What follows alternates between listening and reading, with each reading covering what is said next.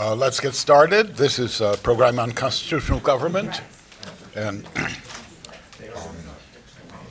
our speaker today is Michael Strain.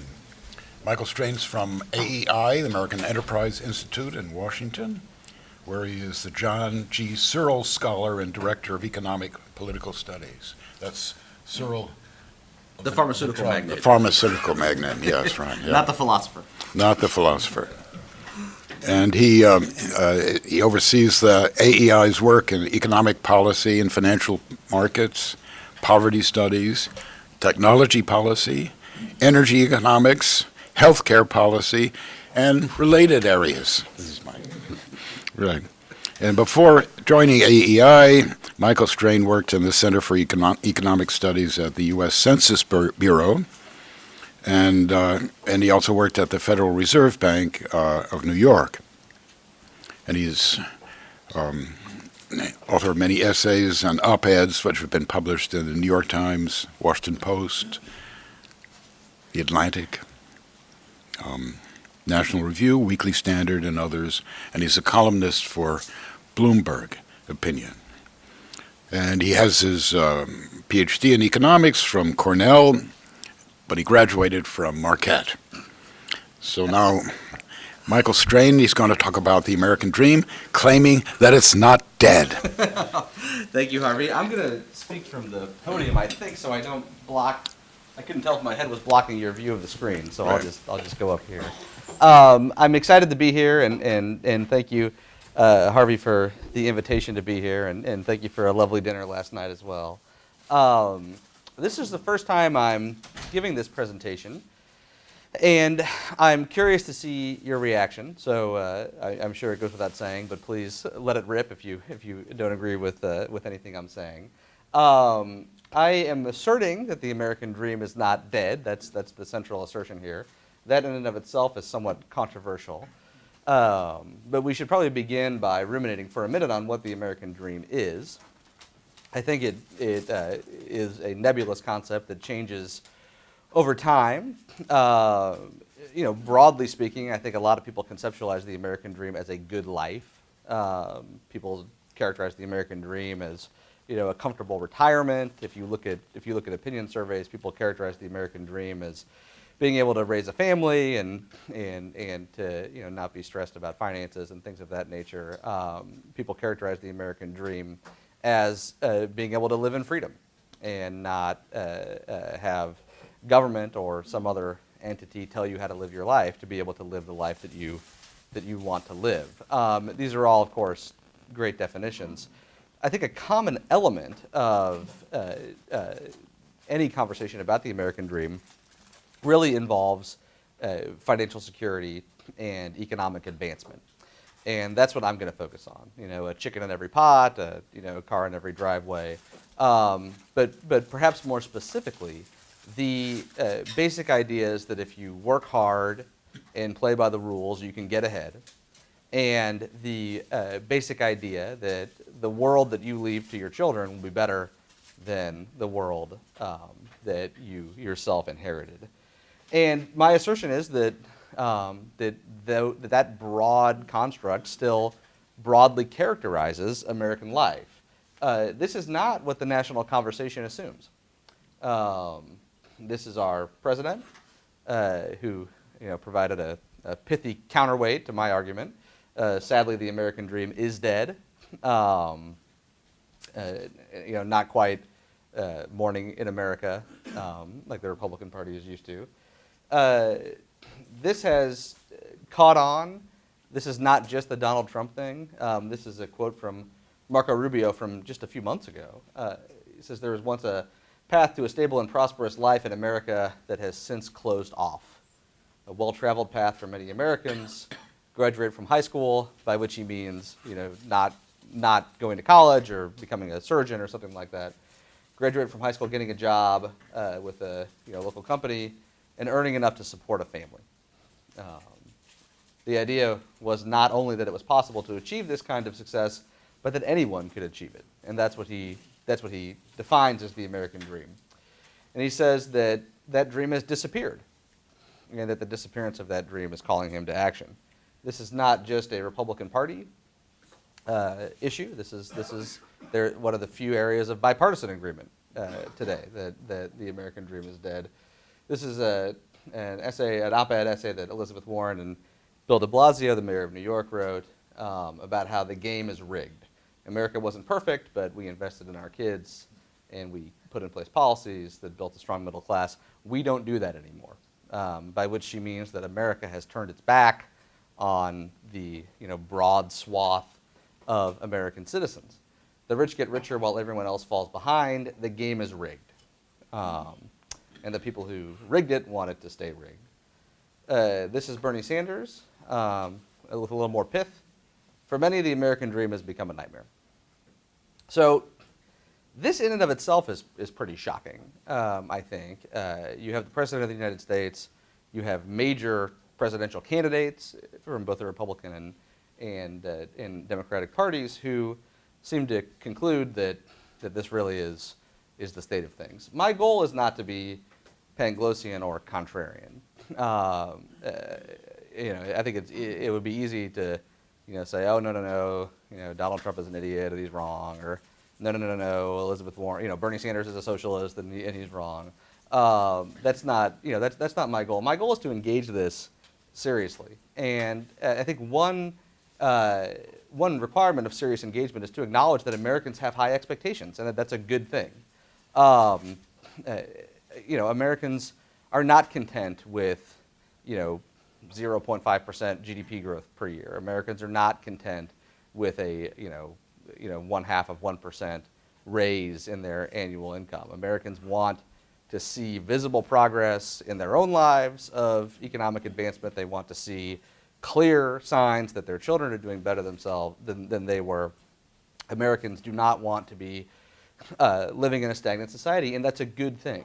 That's a good thing, and it's important to acknowledge that. It's also important to acknowledge that the United States faces serious economic challenges.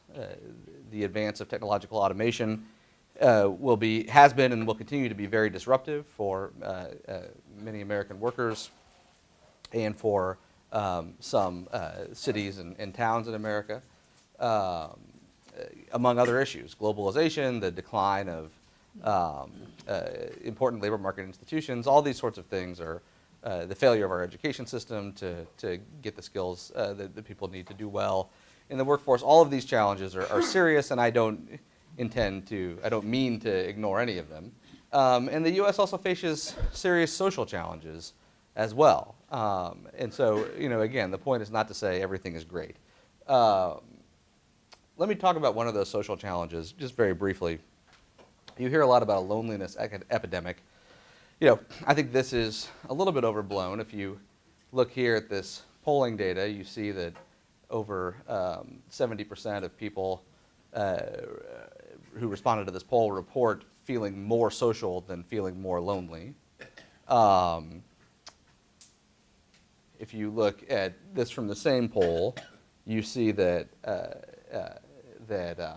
8% of respondents often feel completely alone, and 24% of respondents sometimes feel completely alone. But again, 2/3 or so report rarely or never feeling that way. 3/4 or so report never or rarely feeling that they're not close to anyone, et cetera, et cetera. So, even this, seems to me to be a little bit overblown. I'll skip that there. But there's real evidence that people are struggling, and this, I think, is the most alarming piece of evidence. This is a change in the suicide rate among teenagers. And this is these statistics are relative to 1990. And you see a declining suicide rate among teenagers, and then about 10 years ago, you see this really rapid increase in the rate at which teenagers are committing suicide. So, all of the kind of standard responses to survey data don't really apply here, right? These data come from the CDC, and this is actually something that's happening that we need to take very, very seriously. Zooming out from teenagers and focusing on people of all ages, we see that starting about 10 years ago, more people died of suicide than died in car accidents. And that remains to be the case. Suicide deaths are more common than deaths in automobile accidents. Last year, again, according to the CDC, there were something like, I think it's like 47,000 deaths by suicide, 40,000 deaths by automobile accidents. So there are real challenges. There are real challenges that we're facing. Those challenges are manifesting in very serious ways, and nobody should make light of them, or nobody should gloss over them. But I contend that does not broadly characterize the state of American life. Despite these very real challenges, I think the way we talk about the American dream is just wrong. And I think we've gone kind of so far in the direction of everything is terrible, the American dream is dead, we have all these problems that there needs to be a corrective in the public conversation about this. Social capital is important and it is decaying. The white America is coming apart, to use Charles Murray's phrase. There are these deaths of despair, suicide rates are going up, all these things are happening, but we are wallowing in these pockets of struggle, and not just socially as well. We're wallowing in the manufacturing towns that can no longer provide jobs to people, and we're wallowing in the small pockets of voters who have been displaced by economic change. We're wallowing in deaths of despair. We're wallowing in the opioid epidemic, and I think we're ignoring the broader picture. And if you zoom out and look at the broader picture, you get a more analytically accurate reflection of the state of the country, and you get a more analytically accurate characterization of the American dream. Because again, the common experience is not that you're addicted to opioids. The common experience is not that you lost your job to a robot. So I'm going to make some simple assertions that I think shouldn't be controversial. One is that America is still an upwardly mobile society, particularly for those who are born at the bottom of the income distribution. A second is that the incomes of American households have not been stagnant for 4 decades. A third is that the assertion that life has not improved for typical households over the last 4 decades really borders on the absurd. And I'll make 2 additional assertions as well. That the narrative about the American dream matters. This actually matters, the way we talk about this, the way elites talk about this, and political leaders talk about this. And that we need to do more to advance and secure the American dream as well. So I'm going to start on upward mobility. And there are 2 ways that economists think about upward mobility. One way is a kind of relative or rank system, where you imagine that there are 100 people in the economy, and you rank them based on their income. And there's a person at the bottom of that ranking, and you say, okay, has the lowest income person become the 10th lowest income person? And has the 10th lowest income person become the 20th lowest income person? Has that person been climbing the ladder relative to other people in the economy? The second way that economists think about this is in terms of absolute mobility, which says ignore everybody else and just say, is this person doing better? Did this person earn more money this year than last year? Did this person earn more money this year than 10 years ago? Are this person's kids doing better than they were doing? So I'll argue that you want to focus on absolute mobility, which is not what's commonly focused on. One reason is that relative mobility is hard to interpret. So it's the case that roughly speaking, a third of people who are raised in a household that's in the bottom 20% of the income distribution. So the 20% lowest income households. If you're raised in that bottom 20%, there's about a 1/3 likelihood that when you become an adult, you will still be in the bottom 20%. I don't quite know how to think about that. On the one hand, that seems really bad. That 1 in 3 people are still down there at the bottom. On the other hand, that means that 2 out of every 3 people have kind of climbed up. and are no longer in the bottom. So should I be happy about that, or should I be unhappy about that? I don't quite know. The socially optimal amount of relative mobility is difficult to conceptualize. That's basically the point that I just made. Relative mobility does not necessarily correspond to absolute improvements in outcomes. So you can have people climbing the ladder while everybody's doing worse, right? You can improve your relative rank even if you are earning less money this year than you earned last year.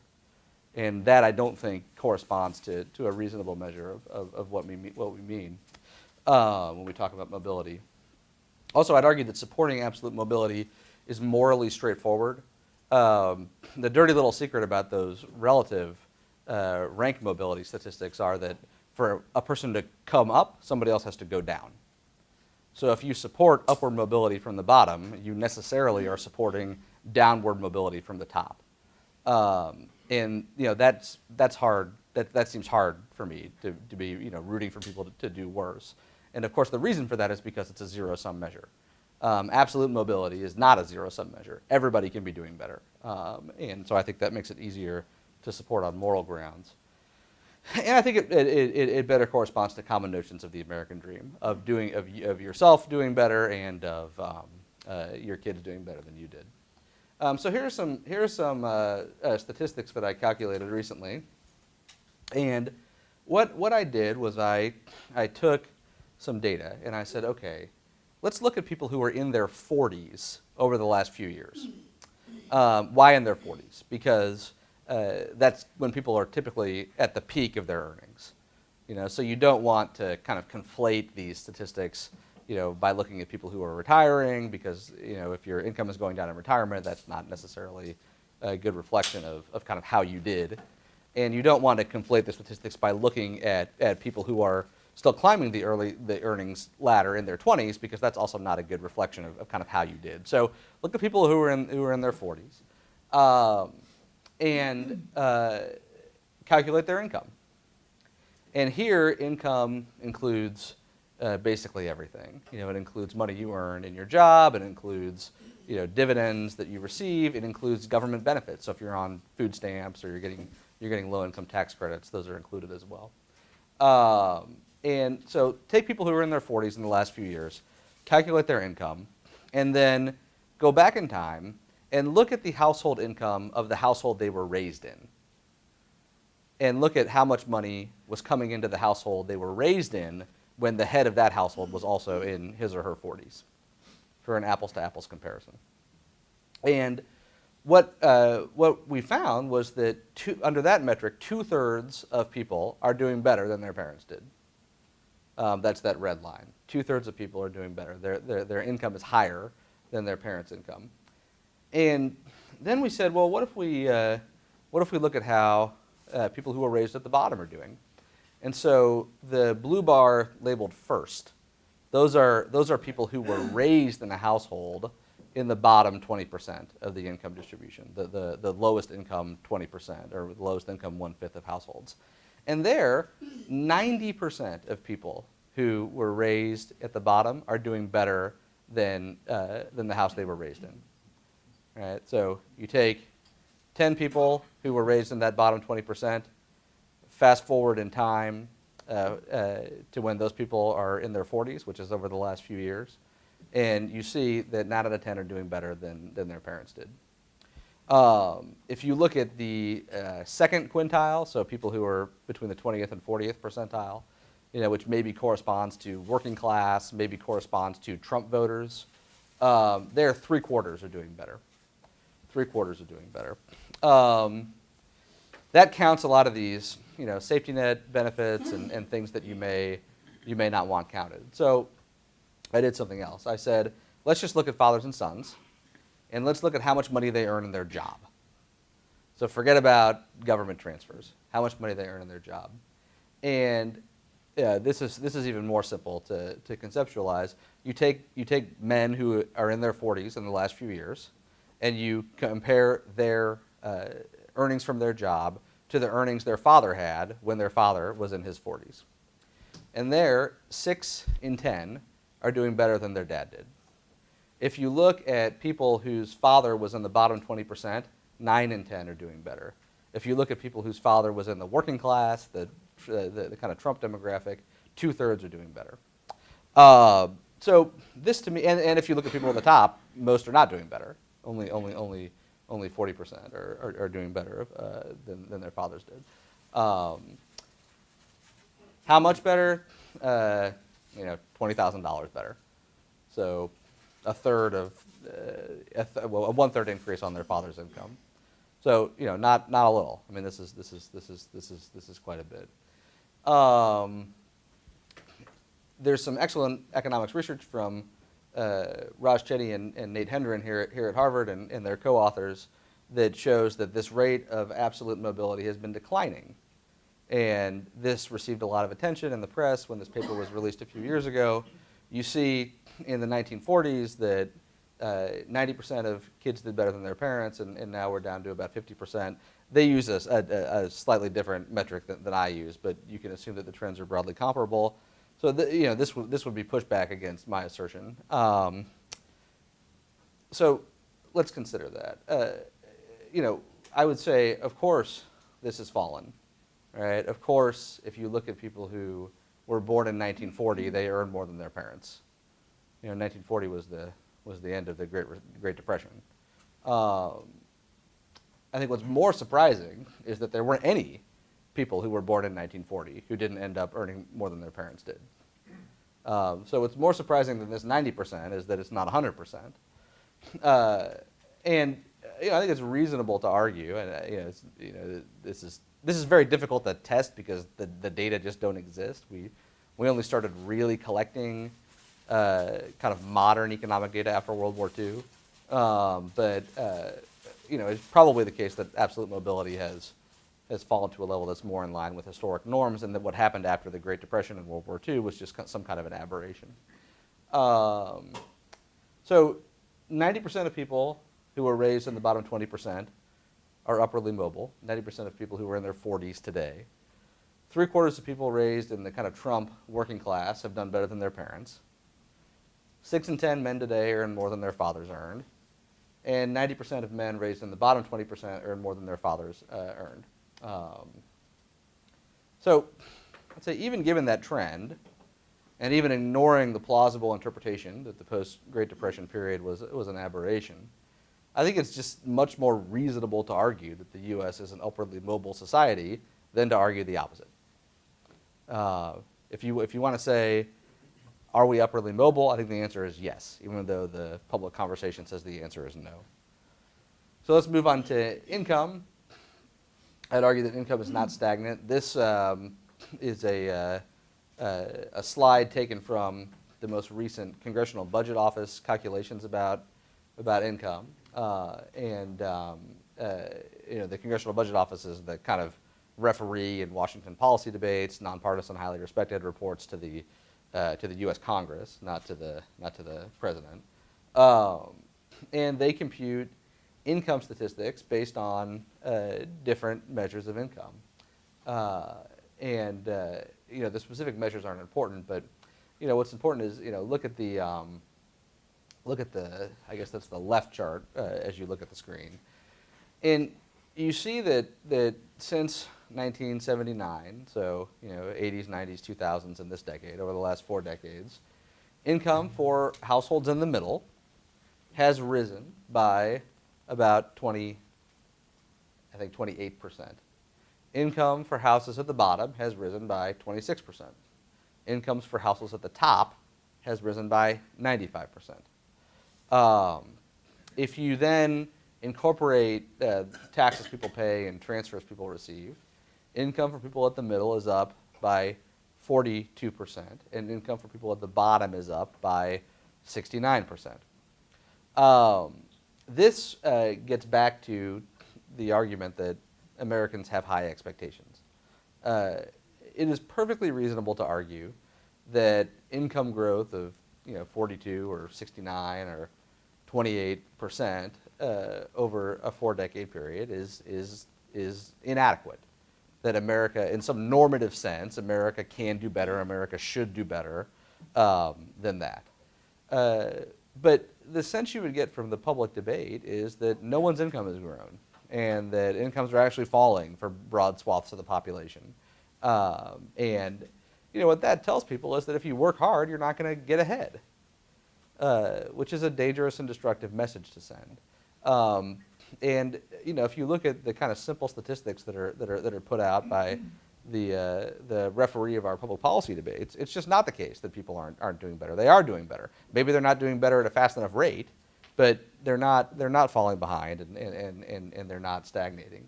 That's income. This is wages.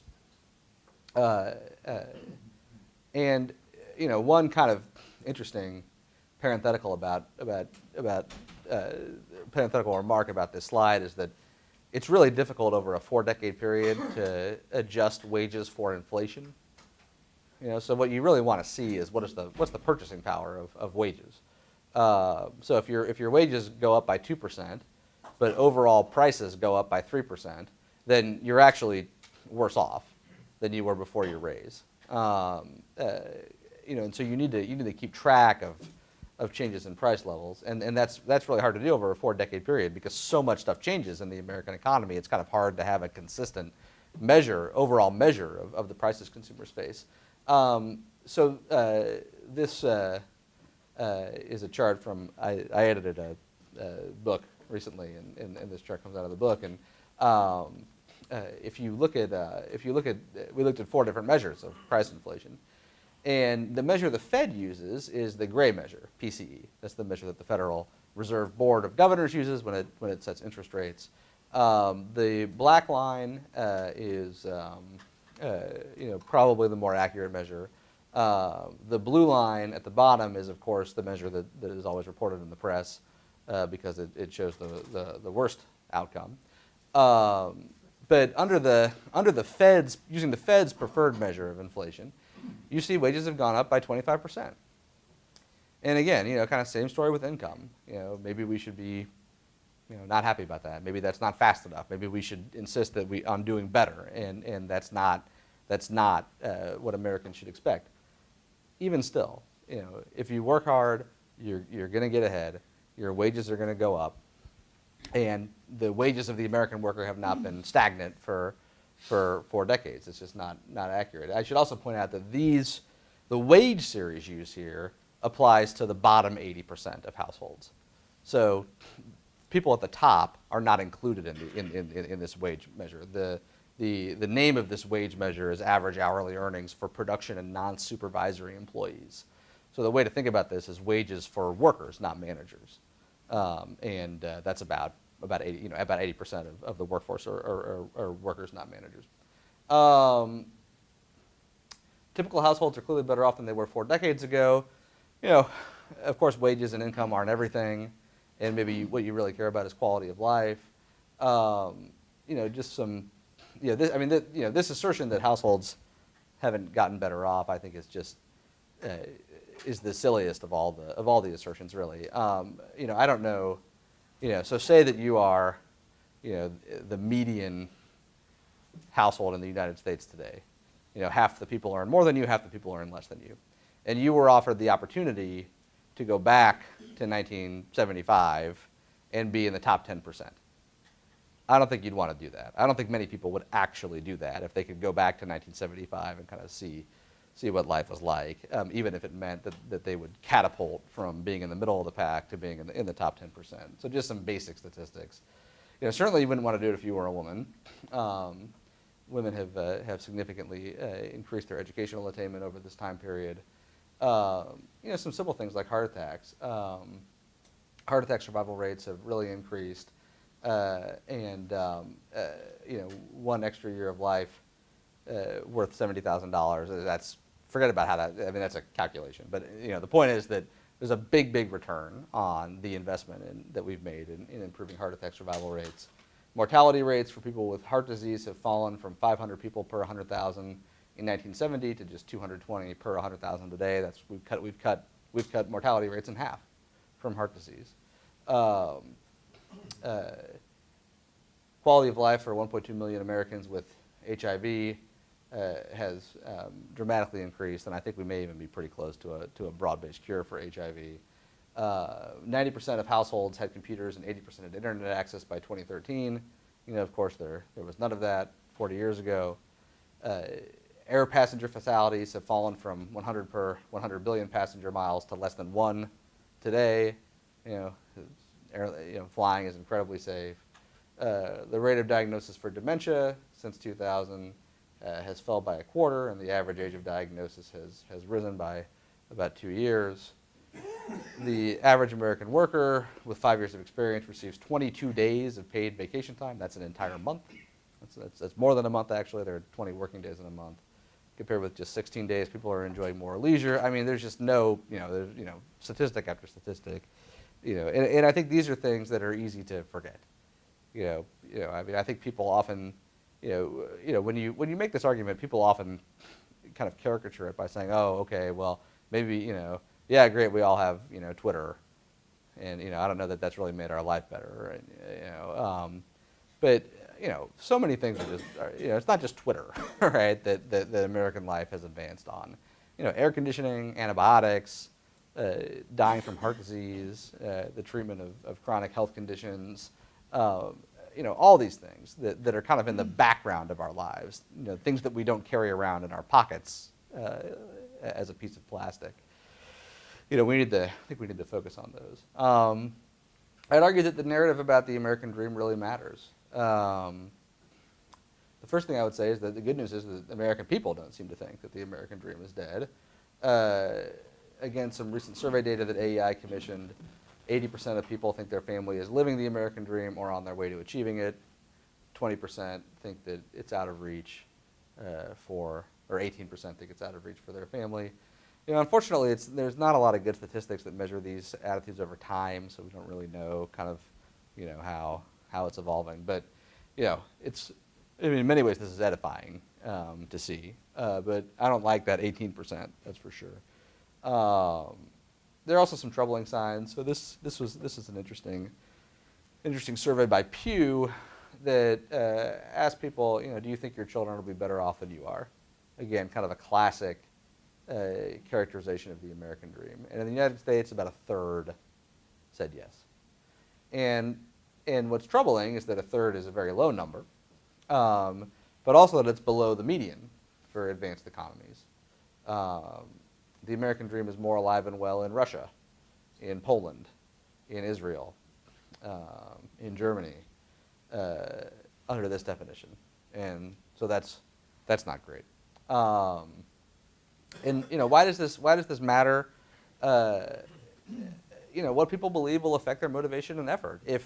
If opinion leaders and public intellectuals and writers and scholars and elected officials are constantly telling you that if you work hard, you're not going to get ahead, if they're constantly telling you that the game is rigged, if they're constantly telling you that wages have been stagnant for 40 years, if they're constantly telling you that there's no upward mobility, if they're constantly telling you that you're doomed before you start, that's going to affect the effort you put in.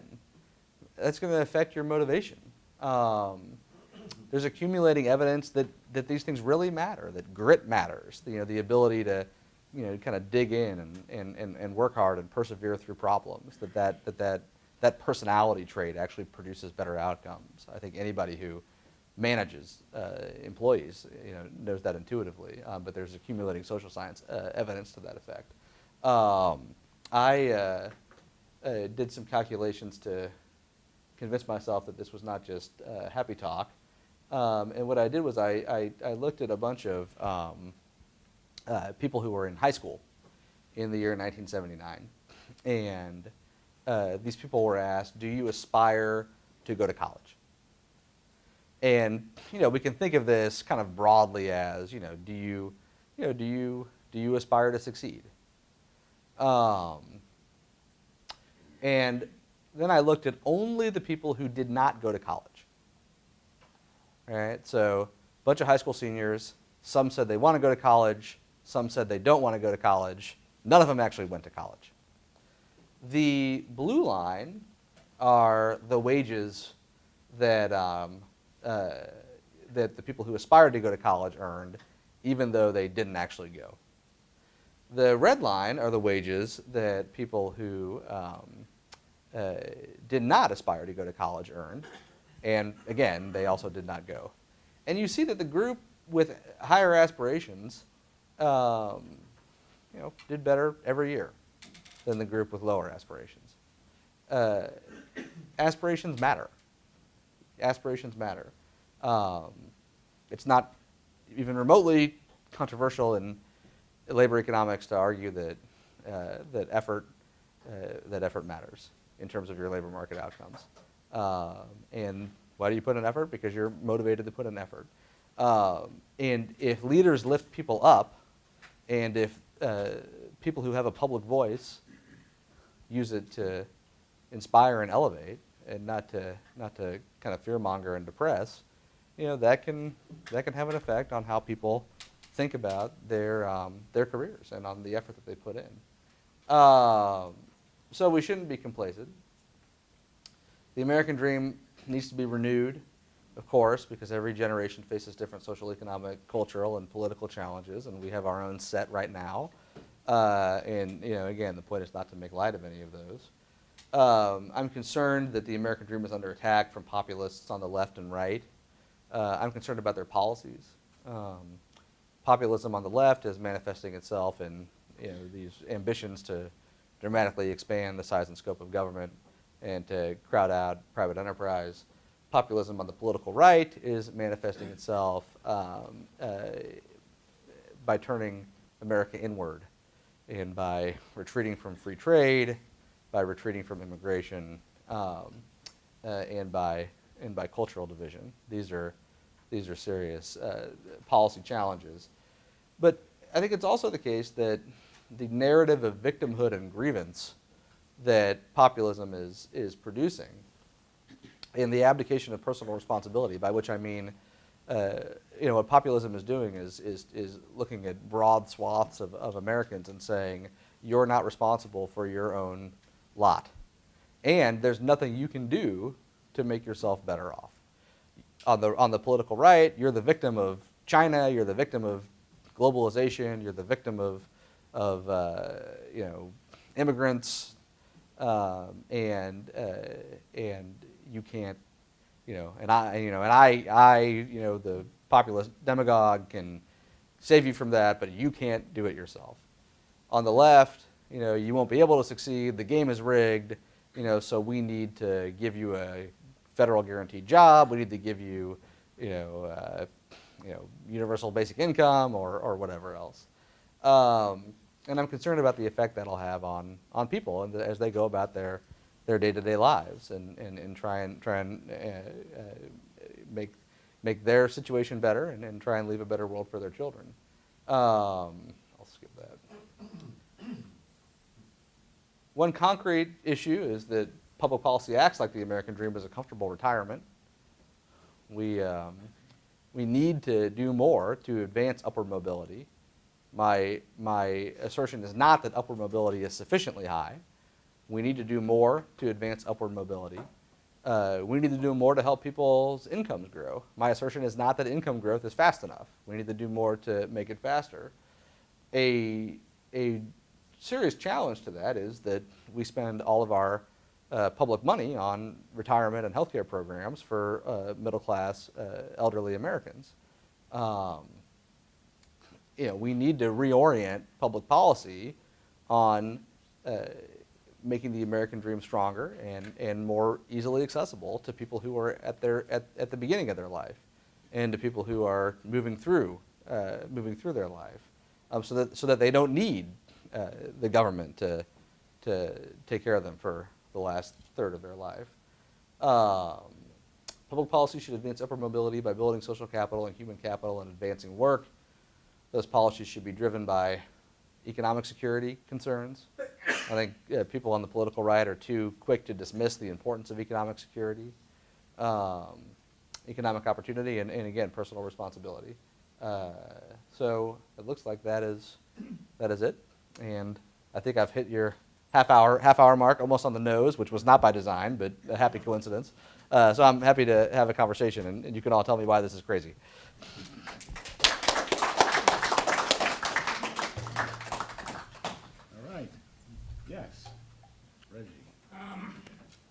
maybe I missed it, but if erroneous ideas about the American dream are so widespread among the elite of all political persuasions, as well as the general public, I'd appreciate it if you'd give some attention to helping us understand why this misconception, as you see it, of the American dream is so widespread. It's an excellent question. The evidence that I showed actually indicates that the American people are not as confused about this as you would think. So I showed a slide rather quickly that said Yes. that about 40% of households believe that they are achieving the American dream, and about 40% of households believe they're on their way to achieving it. So that's about 80%. And then I think 18% of respondents said that the American dream is out of reach. So, 1 in 5. And I don't know what happened to the other 2%. They may not have understood the question. But so Tremendous gap between popular opinion and elite opinion. I think that's right. My cynical answer, and I threaten. I feel a little bit vulnerable opining about politics and political philosophy with Harvey sitting here, but is that in their quest for power, these politicians think that fear mongering and division will help them to get votes. Either that or they're very confused. In the case of the president. He probably, my sense from people who talk to him and what I read in the newspaper is that he really does believe in this American carnage narrative that his inaugural address is an accurate reflection of his views. So I think he's just analytically incorrect. Someone like Elizabeth Warren, who is very analytically capable, it's hard to understand why she would say things like the American dream is rigged and you have no hope for achieving yourself, but maybe she thinks it's a good political strategy. Yes. So I think sort of for the sake of argument, I would agree that the American dream has not been dead historically. But if you go back to that Chetty chart that shows the decline in absolute mobility, and you also look at, I think, the Pew numbers you showed that people think that their children are going to be worse off. Mm-hmm. How would you respond to the claim the American dream isn't dead, but it's dying, it's getting worse, and especially in the 21st century as China becomes an increasing superpower, maybe the American dream will die, and that's what we're anxious about, that our kids are going to be worse off, that the baby boomers had it best, that my generation and the generations afterwards will have effectively very little mobility. Yeah, so I think it's important, if we could all agree that the American dream is dying but not dead, I would not be working on this. And I think that's really a critical distinction. I don't think that Chetty would say the American dream is dead either. So I guess I would answer your question in two ways. The first way is it's important to interpret the trend that Chetty produced, and I have some differences of opinion about the methodology that should be used there. But even if you accept kind of what he did on face value, I just don't think we can conclude that if you take a 30-year-old in 1970 and compare his income to a 30-year-old in 1940, that we can really learn much of anything about longer run trends in absolute mobility in any meaningful sense, right? Everybody, 1940 was horrible. Everybody's going to be earning more than their parents did, when their parents were alive and working in 1940 and they were kids, and those kids grow up. So it would be remarkable if you didn't see a massive spike in the upward mobility for people who were children in the Great Depression and in the years that followed. That would just be remarkable. Even given Chetty's calculations, he still finds about a 50% rate of upward mobility in the current year. So if half the people are doing better than their parents did today, forgetting about the trend, I don't know that it's reasonable to conclude that the American dream is dead from that either. and you know, and again, if we could conclude that the American dream is, you know, in danger and in need of protecting and renewal and in need of strengthening, I mean, that's, you know, right there on that slide. You know, I have no disagreement with that whatsoever, and I think that's something that people in public life should always be worried about. You know, the threat is that, you know, what you're hearing is really not that. You know, what you're hearing is not a call to action to improve American life and the American economy for most people. What you're hearing is this message that, you know, we're all doomed and there's no hope, and, you know, everything, you know, the game is rigged and you can't do better, and the American dream is a nightmare, and you're hearing it from people with very powerful microphones. And so, you know, I'm trying to walk a fine line, and I hope that I can achieve it. You know, which is not to ignore any of the problems that we're having and not to downplay them, but just to say, you know, hey, you know, there's still a lot of upward mobility here, and if you make me pick between we're upwardly mobile or we're not, I'm going to pick we're upwardly mobile, particularly from the bottom. You know, what Chetty doesn't show you is trends in absolute mobility for people who were born in the bottom. And I think that's what we should be most concerned about. And you know, I just don't see how you can look at the fact that 90% of people who were raised in the bottom are doing better than their parents did, and, you know, conclude that we're not upwardly mobile. I want to get back to your point about politics. There are two messengers here that are selling this story: politicians and the media. In the media, the old stories, that's what I had my career in. Bad news sells better than good news. So there's a motivation for television and newspapers to put out as much bad news as they can. To come up with a story of how everybody is doing well is not going to get you a large viewership. With politicians, you talked about them wanting votes. You said, well, maybe they're confused. They're not confused. You know that when Elizabeth Warren throws out that the game is rigged, her intention is to say, I'm going to change the game. In her case, give me more power and we'll do it. One of the major platform speeches now that the Democrats are using is that, yes, unemployment is low, so it's because everybody is working two jobs. Over 50% have two jobs. The Washington Post recently, citing the Bureau of Labor Statistics, pointed out that 5% of the working population have two jobs, and most of those are not two full-time jobs. So there is a motivation for politicians who say, things are terrible, vote for me and I'll set you free, as the song said. The question then becomes, how do we change that narrative from these two major messengers? There seems to be, you've done great work here because you've given, in effect, the data rebuttal to what they're saying. But the question is, how do you get that out there? Right now, there's a disparity between these leadership messengers and the population as a whole. It doesn't believe that the American dream is dead. But if we're going to change the direction of travel here, we have to figure out a way somehow to communicate this, or to communicate that the people who are messaging this way are giving you false information. I agree with that. I don't really know how.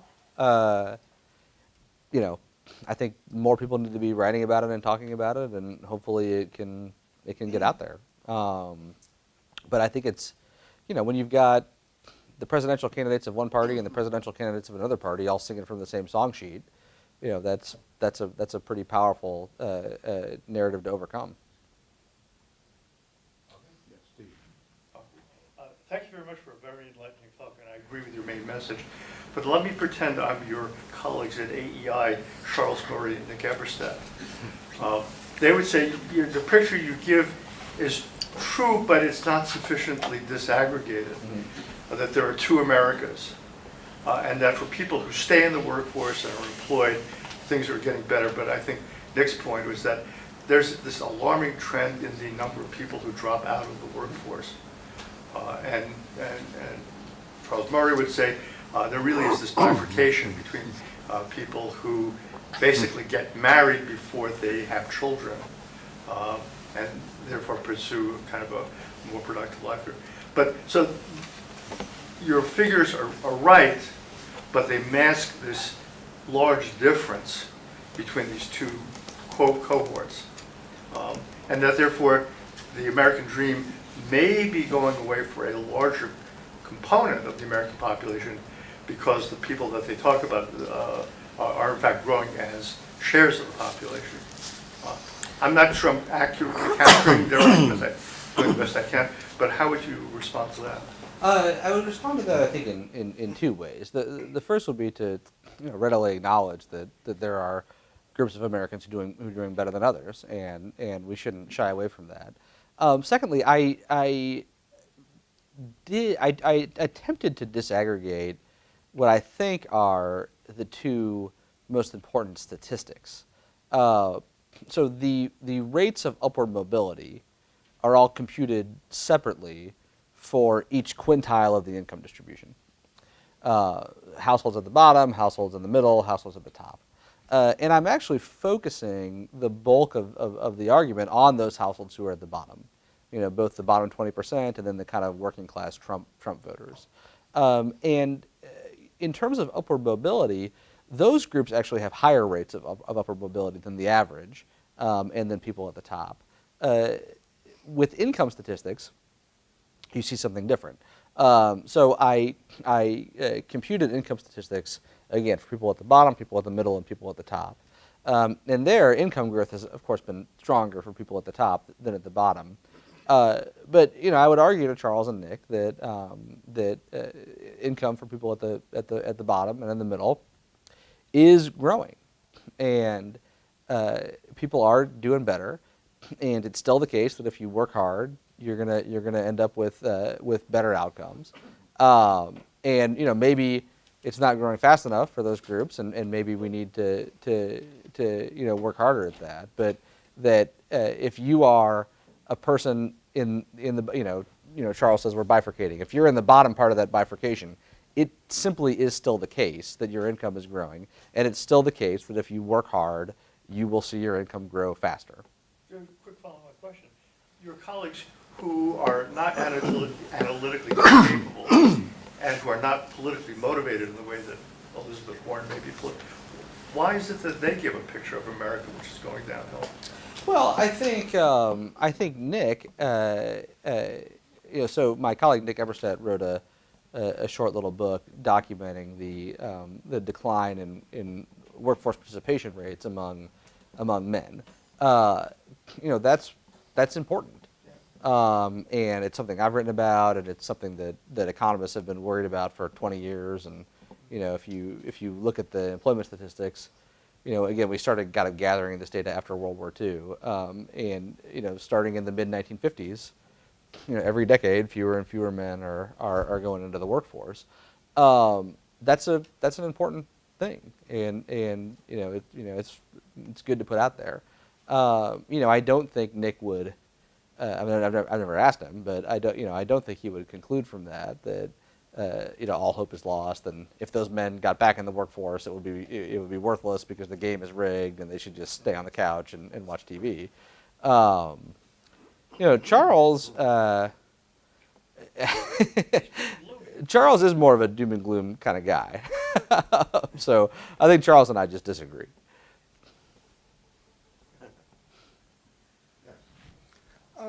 When you're doing the statistics on household income, how do you factor in a transition of single income into double income when when the couple starts coming into the workforce? So that's an excellent question. So there are two sets of computations.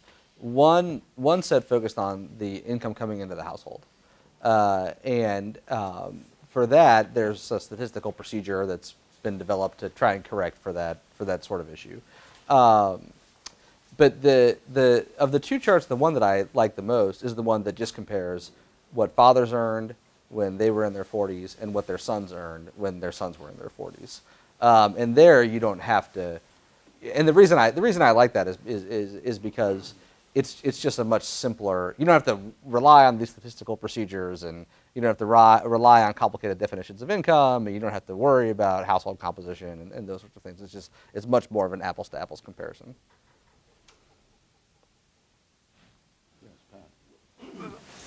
Kind of going back to the what the various politicians were saying, and reconciling that with the surveys that you have shown. Politicians make arguments or positions because they think it's going to get them votes, and so what they say is something that they think is going to resonate with the populace.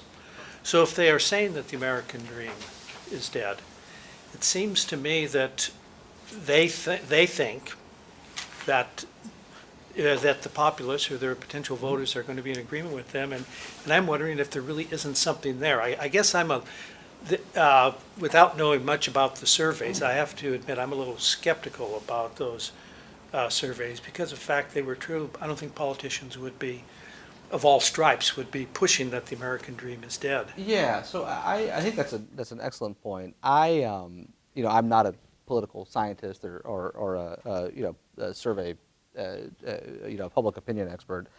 My sense is that that a lot of the political rhetoric is driven by a kind of get out the base strategy.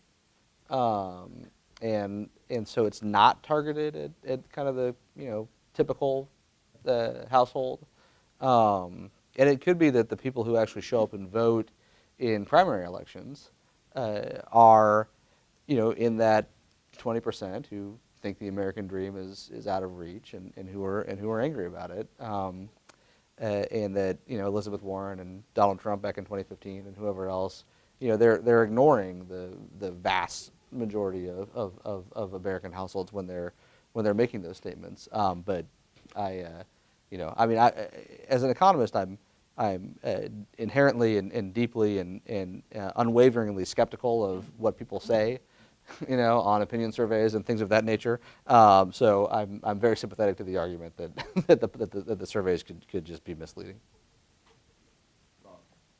Thanks for this very persuasive set of material. It doesn't matter that politicians say things in order to get elected.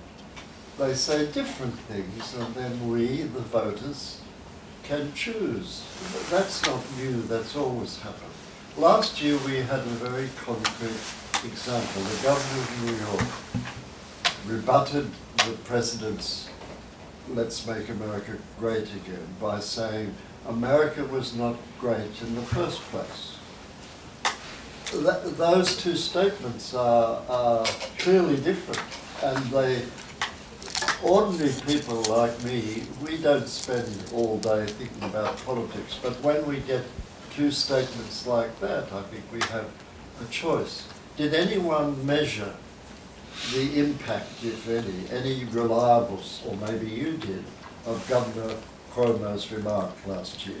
Not that I've seen, but again, someone might have, and I'm just not aware of it. But it's an interesting idea. That presupposes that a dream is, Measurable. yeah. The dream is? That a dream equals greatness, Yes. right? Rather than. Yes, it's never. I mean, that's an interesting point. It's never been entirely The clear. American dream is not really a dream; it's a dream that's fulfilled. Yes, So, that's right. it would seem, well, here's another thing. And let me take up again the question from Steve Rosen on, and also your concentration on mobility. It would seem that part of the American dream is having a happy family, and from that standpoint, mobility might seem to be a danger or a disruption.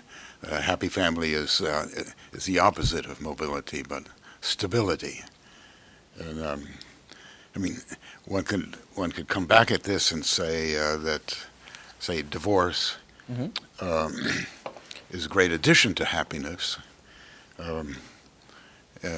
because you go from a situation that you consider very unhappy to one that's at least tolerable.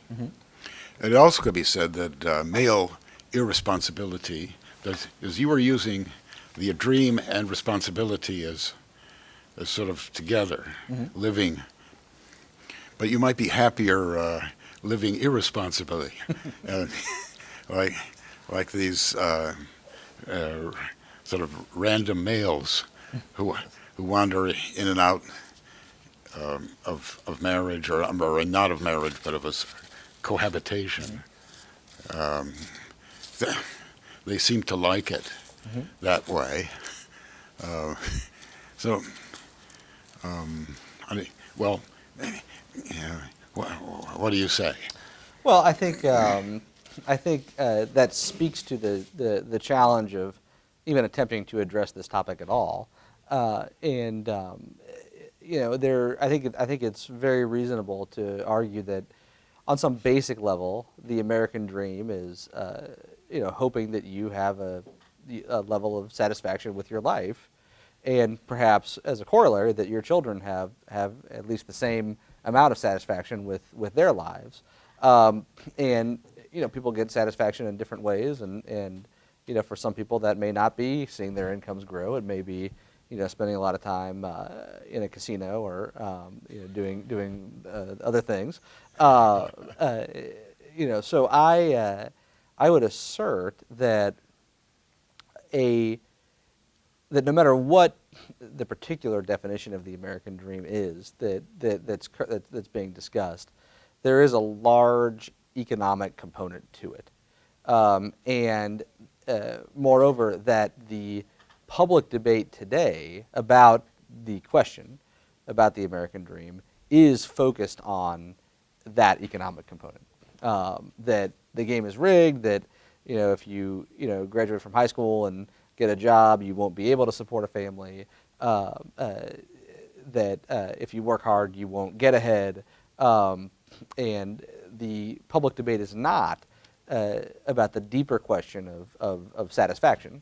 And so I'm attempting to take a slice of that, which is the economic component, and I think that slice is important because that's really the conversation that's being had. A parenthetical point I'd make in addition is that it is, I would argue, inherently impossible to measure that kind of satisfaction that you're describing. There are some economists who would push back against that, and I think their metaphysics are incorrect. All right, too bad for them. You have, Harvey has one version of the American dream about happy families, and you have another one about social mobility, which we hear. I think that's what politicians talk the most about. Are you doing better than your parents? Can you make a better life for your children? Can they go to college for the first time? But there's a third version of the American dream, which is the poorest boy can become rich, and someone from the lower classes can become president. Yeah. There's a possibility of success in America. You could rise on your talents. And I think you could, I don't know the statistics at all, but you could make the argument that the way that is available for social mobility in that sense, getting more wealth and more power, is become more restricted. So that the claim that things are rigged might actually be true in the sense that the way really to get to the top now is to go through, be an iBanker or be a hedge fund manager, and to do that you have to go to an elite college and make the right connections. And so income inequality, which is also, I think, something to be factored in here, is the people who are getting to the top, who are able to get to success, have to go through certain channels which are closed to people. It used to be the idea, I would like to know, for example, what percentage of people who are socially mobile now are doing so by founding businesses that are successful, and what proportion are climbing because they are having an elite education which brings them to the top and which may be closed to people not only who are poor, but people who have the wrong manners, the sort of Charles Murray people from Fishtown, right, who couldn't make it in an elite environment. I think that's a very interesting comment. I would give three responses to it. I do think that you're right that the kind of singular events is an important part of the story. Abraham Lincoln was raised in a dirt house and became president of the United States. Howard Schultz was raised poor and was abused and became the CEO of Starbucks.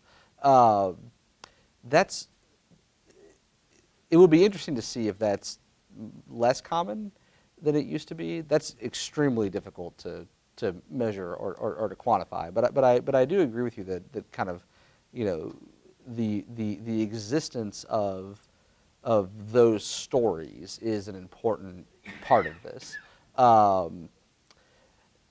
Secondly, the idea of kind of climbing up the ladder relative to other people, which is the kind of inequality component of it. As I mentioned, I have a hard time knowing what to do with that in any sort of normative sense, because I'm not super wild about rooting for people to do worse. I don't think that kind of a zero-sum framework actually is what people think about when they think about the American dream. The top are more often people who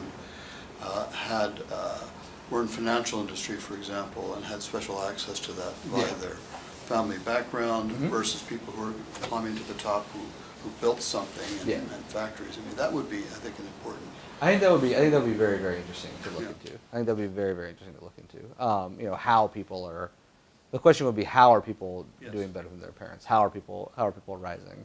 I think that would be very interesting to look at. The availability of the data to do that is pretty limited, but I do think that would be a good thing to look at. We do the Forbes 500 and Yeah. how they made their money over the last Yeah. That's right. 60 years. Just to comment on your concern about the relative measure, I mean, at the same time people move in relation to others, everybody can be moving up, absolutely, right? So, I mean, that to me, that you'd want to look at both together and not just one isolated. But I had a question. So Everybody can be going down, too. well, true, no, right, that's right. You want to know. So income inequality, by any measure we can really believe in, is income inequality in this country today worse than it's ever been? And to me, that is what is at the heart of the statement that the American dream is gone. People don't even care so much about whether we've all gone up since 1900. It's more like, I don't want somebody to be making X times more than I do. And so they make the assumption that the American dream is gone because someone does, or too many people do. So let me answer that in two parts. First, I would be surprised if income inequality were worse than it's ever been. Income inequality is a easy thing to kind of understand conceptually, but it's actually a somewhat tricky thing to define.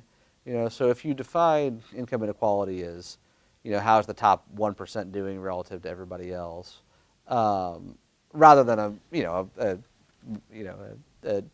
measure that looks at the 90-10 ratio or something like that. There are periods of American history, like the early part of the late part of the 19th century, where I don't know that today looks the same as that. But again, it's just hard to know with the availability of the data. I think I am skeptical that these concerns are driven by inequality, and I would make 2 points to support that assertion. One is that over the last 5 or 6 years or so, inequality has not been increasing. It is completely. I'm on completely safe ground in arguing that the rate of increase has kind of slowed to a crawl. And I think you could even argue that the growth in income inequality has stagnated. You don't hear that hasn't. No one knows that. That's not part of the discussion. My sense of the conversation is the concern about these issues has not abated in light of that. If you go back to the 1980s and 1990s, you saw significant increases in income inequality, but that wasn't really an issue for people. That wasn't something that was discussed. That wasn't something that people were upset about. And I think that's because people were doing better. Everybody was doing better. Some people were doing better at a faster rate than others, so income inequality was going up. But income inequality didn't have that kind of resonance that it has now. So maybe it has that resonance today because what doesn't matter is because the change in inequality doesn't matter, but it's the absolute level that matters. I'm open to that argument. Or maybe what you need are two things. You need people to feel like they're not doing better and to feel like some people are doing a lot better, and that's actually what motivates it. I'm more inclined to believe that, and that would explain why concern about this really took off following the Great Recession.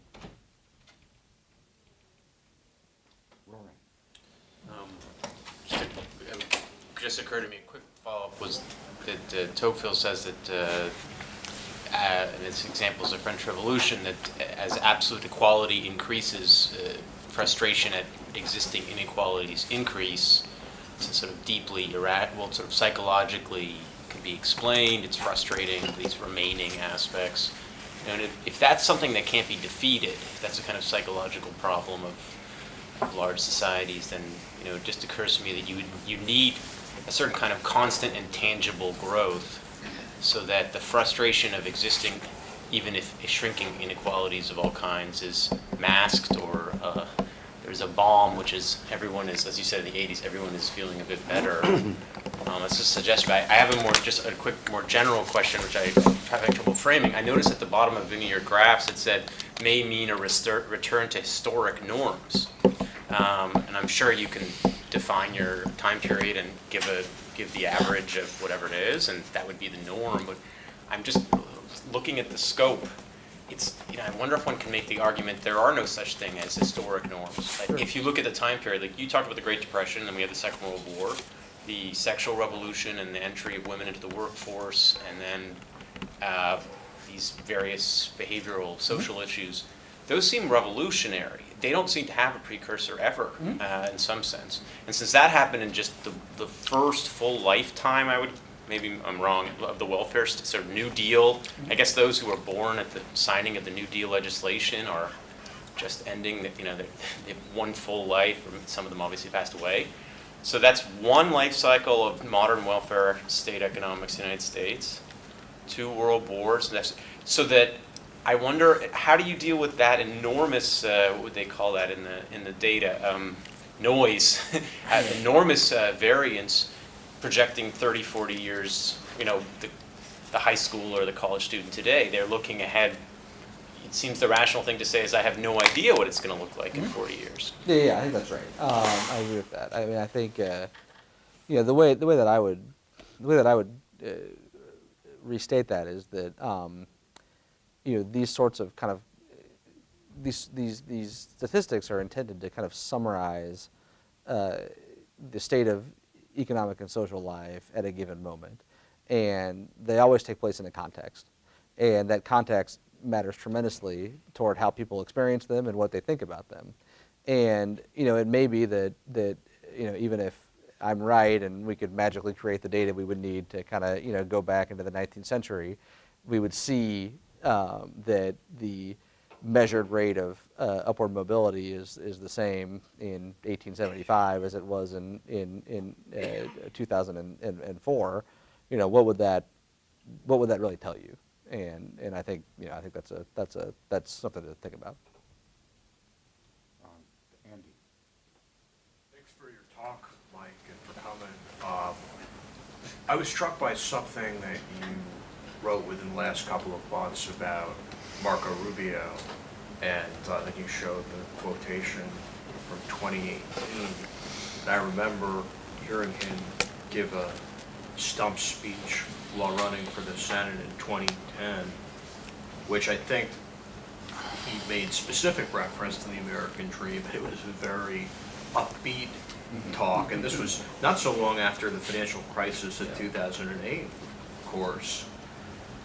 And he spoke of his own family's experience as immigrants.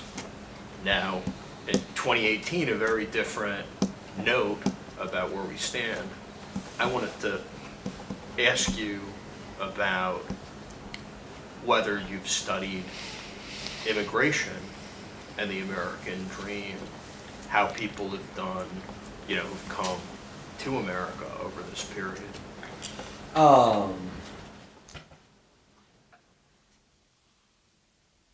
Over which period? Last 50 or 60 years. I think it's largely been a success story, it's hard to. It's hard to speak in, kind of unnuanced language about that because the types of immigrants we welcome to the United States are so different, and they have such different experiences. But immigration is a gift to the United States. It's not. It presents challenges. And there are legitimate concerns about cultural assimilation. There are legitimate concerns, I think, about the composition of immigrants. Out of every 100 immigrants we let into the United States, how many of them, should have a college degree? How many of them should, be trained in certain fields? How many of them should be admitted because they have a relative here versus there's an economic need for them here? And those are, important discussions to have. But I think it's hard to kind of step back from those details and argue anything but that immigrants have, greatly enriched our economic life and our social and cultural life as well. And there are anecdotes to support that view. Many of the great tech companies that have changed the way we live were founded by immigrants, for example. But there's also, hard economics to support that view as well. There are two ways for your economy to grow. You can add workers, or you can make the workers you have more productive. And we have seen a retreat of men from the workforce for 7 decades.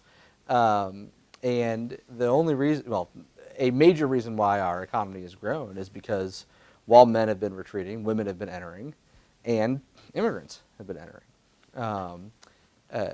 And if you look at demographic projections for the United States over the next 20 or 30 years, based on fertility rates and things of that nature, if we want the kind of growth that we've enjoyed and become accustomed to, we're going to need to let in some immigrants, which makes the kind of current anti-immigrant posture of the Republican Party so disappointing.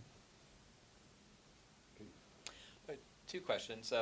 One is on home ownership. I always kind of thought of that as a typical part of the American dream. You didn't mention that. I didn't know if that was just inconvenient for the argument or what. But then I'll just mention it quickly. The other question was around college education. You also mentioned that. You did mention that as a typical element of the American dream, at least maybe in the last 50 years or so.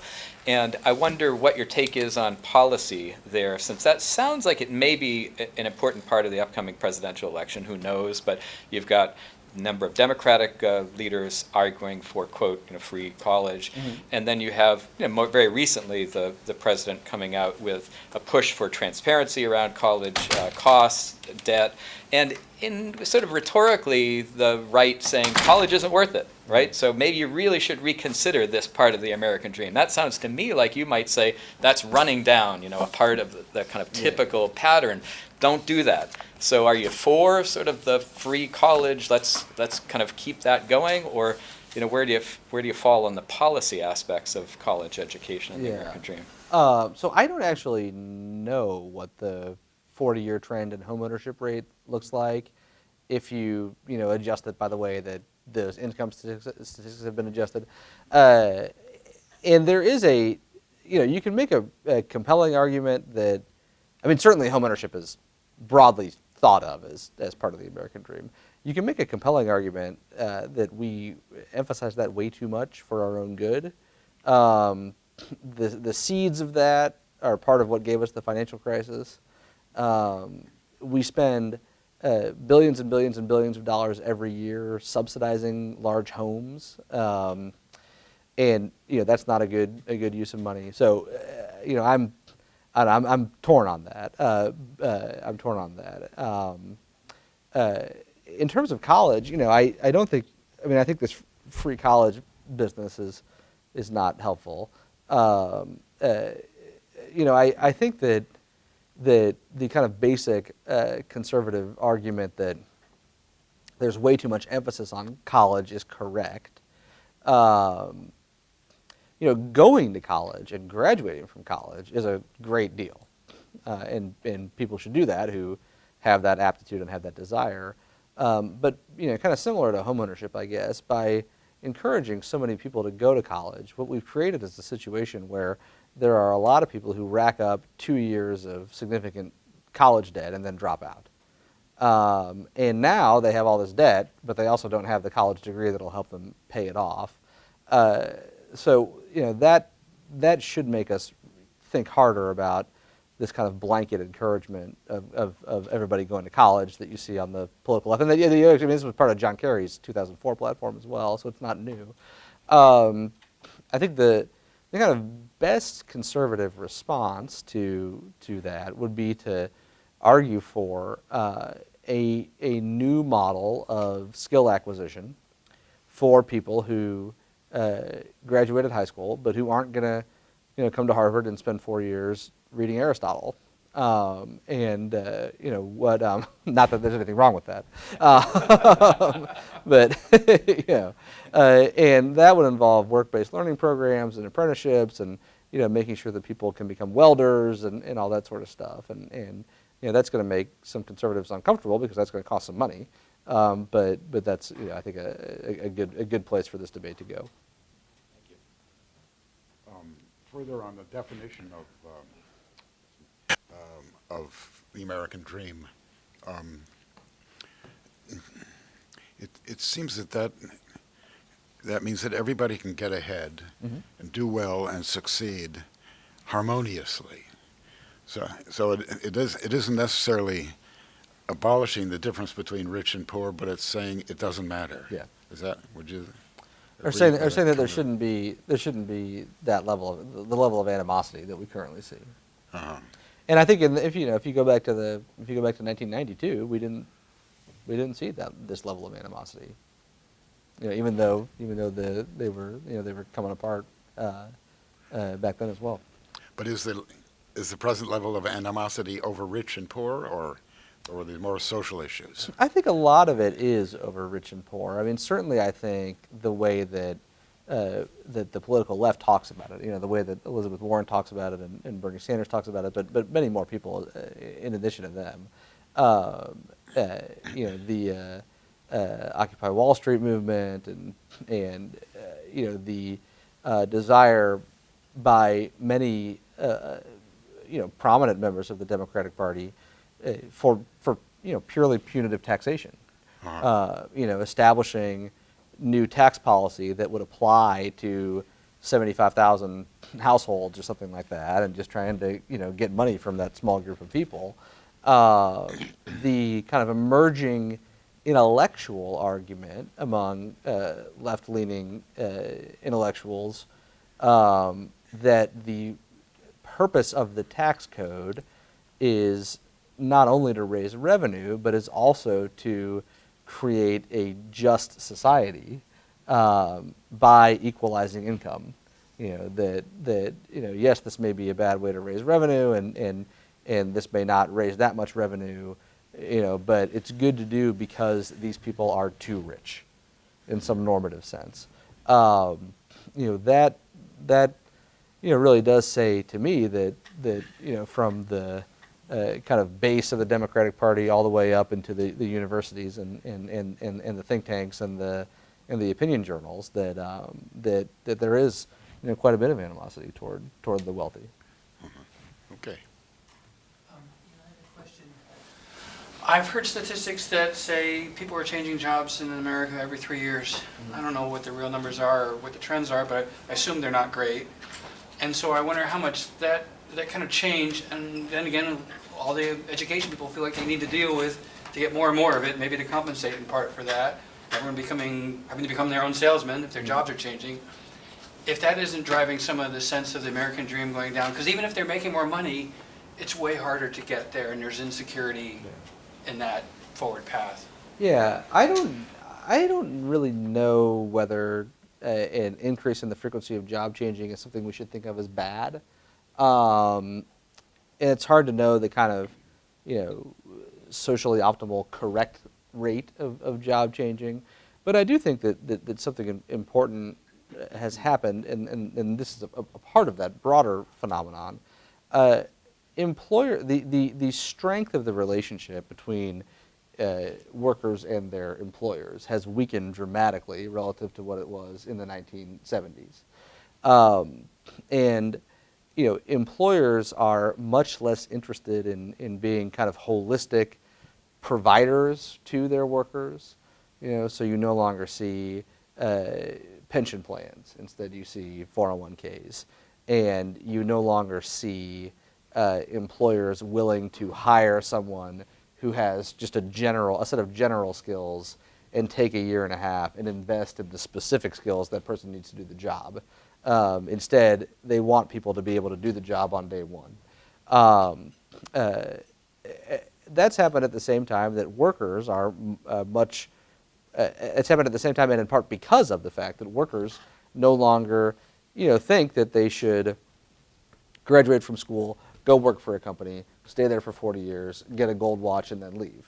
Workers also have much less attachment to any particular employer. And I think that has increased people's sense of economic insecurity. And it may be a good thing for the economy, it may be a good thing for those workers, and it may be a good thing for those companies.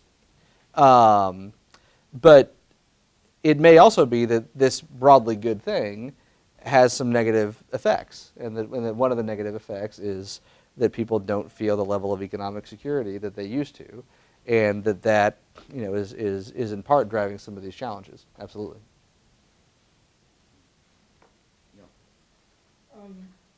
Going back to the early 19th century, there were homestead acts where people could move west, take a hunk of land, own the land, farm the land, and that was, I think, at one point considered an American dream and a sense of independence that I can do this whole thing on my own. So the dream is born of being entrepreneurial rather than saying you're going to do better Than your father. than your father did. But if you have a hard work and an entrepreneurial dream, you can push it as far as you can. And are we diffusing that dream to mean security? Yeah.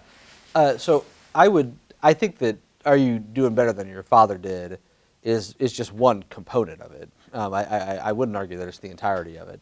And I think that the kind of energy and dynamism and appetite for risk and an ownership of your own life that you describe is spot on. And that's what I mean when I say that the narrative that's being advanced about the American dream really matters.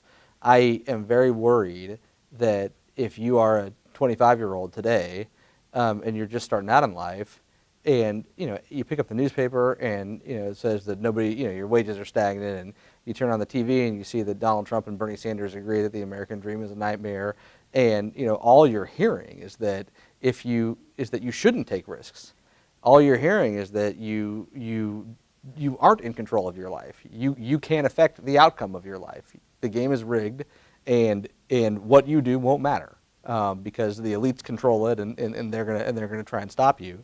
that really does snuff out the pack up the wagon and go west mentality that has defined being an American for so long, and there's real evidence that that's happening. The rate of entrepreneurship is down, the rate of geographic mobility is down, by which I mean the rate at which people move states is down. People are a lot more complacent than they used to be, and I think this is part of it. So if back then states and the federal government were saying, grab your piece of land, which is in a way a federal Sure. giveaway. Yeah. Is there any 21st century equivalent? I think there is. I think that there are things that the federal government could do to encourage activity, and to encourage that kind of energy. And if you think that part of what we do when we come together as a society and make choices about how we ought to order our life together is think about virtue, then it's reasonable to argue that government has a role there. And we don't have an entire continent to give away anymore, but there are a lot of things we can do to use incentives and public money to encourage people to pack up the car and move to a place with more opportunity, and to encourage people to invigorate their local communities and to reconstitute the social fabric and social capital, and to encourage people to get off the couch and go to work. We can do that. We can do those things. I mean, could there also be a prize in if you engineer a new battery or a new component or a new, yeah, sure. the government will. Yeah. I mean, I think government, on that specific point, government funding of basic scientific research, I think, is critical. So that's part of the federal incentive. Yeah, I think it's more loosely related, but yeah, sure. I'm sorry. Anna, and then you, Anna. Oh, well, I have several questions. They're not particularly clear. So, the role of women entering the workplace, right? I have the feeling that a lot of my girlfriends feel that what they are paying for with their income is for childcare and the mortgage on the house to be in the place where either schools are affordable or free, and then, college, for me as a foreigner, the numbers, the costs of all these things in America are extremely daunting. And it seems to me, this is to your point of economic insecurity, that people feel that they're constantly teetering on the edge, and they have to really, they can't lose their jobs, they can't, because they're so stretched thin and there's so much at stake. Is that different from what it used to be because the cost of all these things have gone up, and is it actually related to women entering the workforce that suddenly, all these things can cost so much more, but it's a bit of a zero-sum game? I think actually Elizabeth Warren has written about this. Yeah. And then secondly, to Harvey's question, the divorce rates, right? That to me must be a driving factor. And if you get divorced and you pay alimony, and suddenly you have to pay for 2 houses, and maybe you start a new family, and have you factored these things in, the number of double expenses that people have on account of this, and how that makes them feel stretched thin and frazzled, and it just seems to me that there must be a huge psychological component to all this that's based in reality. Yeah, I agree with that. I mean, I think certainly women entering the workforce has affected the price of childcare, and I completely agree. It's a zero-sum game. It's something in my own household that we talk about a lot. My wife's a school teacher, so she doesn't earn a 7-figure income by any stretch, and we have kids in daycare, and the daycare costs as much as Harvard does, and it's just so we eat a lot of peanut butter. But I think those are obstacles. The cost of childcare is an obstacle. The cost of housing in places that are close to jobs is an obstacle. And those obstacles are the result of a lot of government policy. And so there's a lot that can be done by undoing regulation and by changing public policy that would bring down those costs, and that would make the income earned by the second earner in the household go a lot further. Elizabeth Warren, I think, wants to make those problems worse. Well, they should be. Yeah, they should be. I don't know. They're I don't know. I mean, it's a very, I don't know. Yeah, I mean, they should be. Yeah, Republicans have typically, I mean, this is a little bit far afield, but I think Republicans have ignored for a long time the issues that a lot of people really care about. And they've kind of said, oh, healthcare, education, childcare, these things, that's not what we do. Well, the Democrats, we cut taxes and we, support the military, and, the environment's another one of them. And part of the work that I've done over the last several years is try and get conservatives and kind of downstream of the Republican Party to, care more and spend more time on those sorts of things. And you're seeing a little bit of progress on that, but it's. So is it correct that people feel stretched thinner today on account of? Oh, I don't know if they feel. And on account of the divorce rate as well? I don't know about that, and I don't know if people feel stretched thinner, but I do think people feel stretched thin, and and that's a big part of it. Avi, you want to make? You're okay. All right, yes, it's 2:00, so we have to stop. And so this has been a thoughtful economist. Thank you very much for this.